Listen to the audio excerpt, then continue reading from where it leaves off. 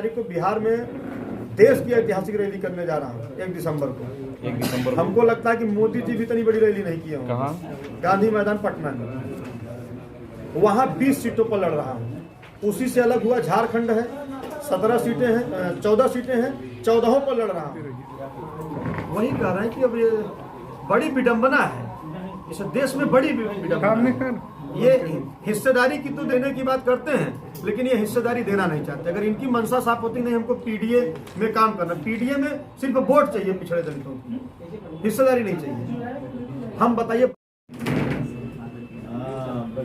आप प्रेस वार्ता कर रहे थे, आप लोग विमोचन करवाने लगे हमसे।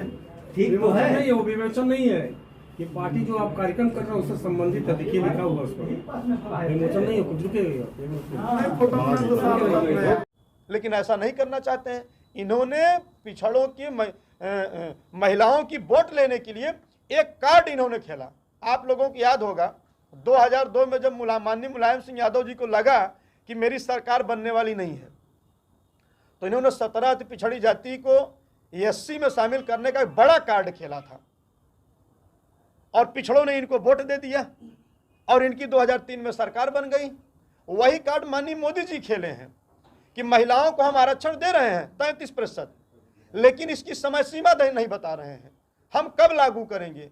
अरे आपकी मंशा अगर इतनी साफ है महिलाओं को लेकर, तो जब आपकी सरकार बनी 19 में, उस समय आप इसको जो है लागू कर देते हैं। राज्यसभा लोकसभा से पास कराकर राष्ट्रपति जी के यहाँ ले गए होते हैं, राष्ट्रपति अनुमोदित कर देते, देश में कानून बन के लागू हो जाता। लेकिन इन्होंने ऐसा नहीं किया। जब इनको लग रहा है कि मेरी सरकार नहीं बनने वाली है, अब चुनाव 24 का सिर पे है, तो इन्होंने 33% महिलाओं को आरक्षण दे दिया। तो ये इनका एक जुमला है। माननीय मुलायम सिंह यादव ने भी जुमला खेला था। आज बताइए 2003 से जोड़ लीजिए, 17 अति पिछड़ी जाति एससी में शामिल हुए, बल्कि पिछड़े जाति के नेता 17 अति पिछड़ी जाति के नाम पर केवल समाज को चूसने का काम किया, लूटने का काम किया, जबकि इसका एक सिस्टम होता है। जहाँ तक मैं जानता हूँ, जहाँ तक मैंने पढ़ा है, 17 अति पिछड़ी जाति को एससी में शामिल करने का फार्मूला अलग है। पहले तो आप अनुसूचित जाति जनजाति आयोग से परमिशन लीजिए, वहाँ आपको परमिशन नहीं मिलेगा। मान लिया अगर मिल भी गया तो आरजीआई में ले जाइए, आरजीआई आपको परमिशन दे, आरजीआई परमिशन देगा ही नहीं, असंभव है।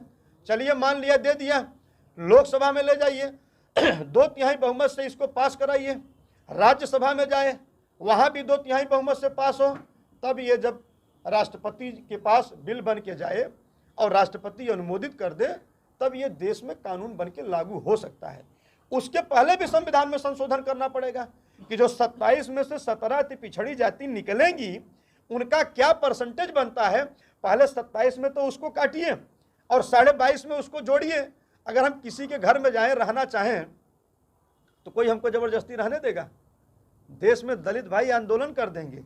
तो पहले जो 17 अति पिछड़ी जाति को आप एससी में शामिल करने की बात कर रहे हो, पहले तो 27 में से कितना उनका परसेंटेज बन रहा है, उसको काट कर 22.5 में जोड़िए। इतना झमेला करने के लिए संविधान में बड़ा संशोधन करना पड़ेगा। तो ये केवल वोट लेने का एक जुमला था, और माननीय मोदी जी ने जो ये जुमला कार्ड खेला है, ये केवल महिलाओं की वोट लेकर सरकार बनाने के लिए।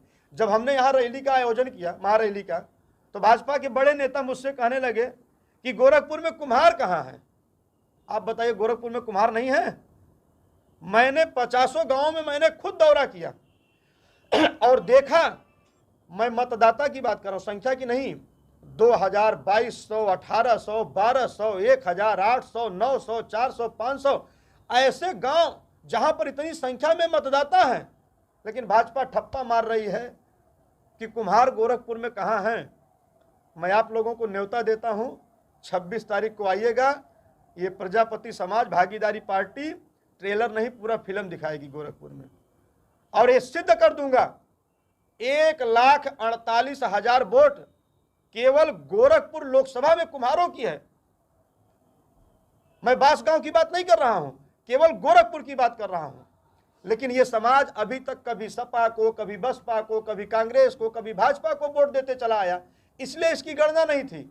लेकिन इस बार भागीदारी पार्टी के साथ यह समाज जुड़कर मन बना लिया है कि भाई देखो, देश की असली सच्चाई जाति है। जो नेता ये कहता है कि मैं जाति की राजनीति नहीं करता हूं, ये जान लो सबसे बड़ा झूठा है। भारतीय जनता पार्टी देश की बड़ी पार्टी है, सबसे ज्यादा जातिवाद की राजनीति तो भाजपा करती है। भाई जाति देखकर टिकट देते हैं, जाति देखकर मंत्री बनाते हैं, यहां तक कि तहसीलों पर ठप्पा मारकर देते हैं कि तुम फला जाति के, तुम फला जाति के, तुम फला जाति के। आप बताओ, अगर देश की असली सच्चाई जाति नहीं होती तो तहसीलों पर ठप्पा मार के देते हैं? जब टिकट का बंटवारा समीकरण भिड़ाते हैं, किस जाति पर टिकट नहीं देते हैं। इसलिए भागीदारी पार्टी चाहती है कि 4 लोकसभा निकाल दीजिए। गीना यादव जी को चाहिए कि यदि जो अति पिछड़े अति दलित हैं उनको अगर हिस्सेदारी चाहिए तो भाई देखो आपकी पार्टी होनी चाहिए। जब तक आपकी पार्टी नहीं होगी, आप अपनी ताकत नहीं दिखाओगे, आप अपनी संख्या नहीं दिखाओगे, तब तक ये बेईमान आपकी हिस्सेदारी देने वाले नहीं है। इसलिए भागीदारी पार्टी उन तमाम उपेक्षित जातियों की, वंचित शोषित समाज की, जो आज़ादी के 76 साल से आज भी विकास की मुख्य धारा से वंचित हैं, विकास की मुख्य धारा की बिल्कुल अंतिम पायदान पर बैठे हुए हैं, हम उनको एकजुट करके अपनी ताकत दिखाएंगे और उनकी हिस्सेदारी के लिए लड़ रहे हैं कि प्रदेश में जातिवार जनगणना होनी चाहिए, प्रदेश में शराब बंद होना चाहिए। बताइए, आपका पड़ोसी राज्य में लोग मिल के शराब बेच रहे हैं, गरीबों को शराब पिलाकर वोट ले लेते हैं, दारू मुर्गा खिलाकर वोट ले लेते हैं। जब मुर्गा खिला के वोट लेंगे तो जीत के जाएंगे तो 5 साल मुर्गा बना के घुमाएंगे। तो इस व्यवस्था को हम लोग हटाना चाहते हैं।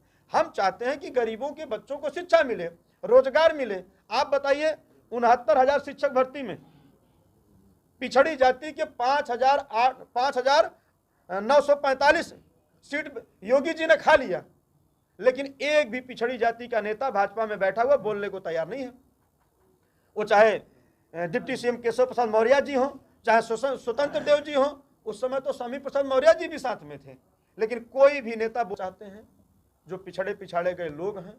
समाज पूरा साथ में खड़ा है और आप लोगों को मैं आमंत्रित करूंगा कि आप लोग आइए, ट्रेलर नहीं पूरी फिल्म दिखाया जाएगा 26 तारीख को।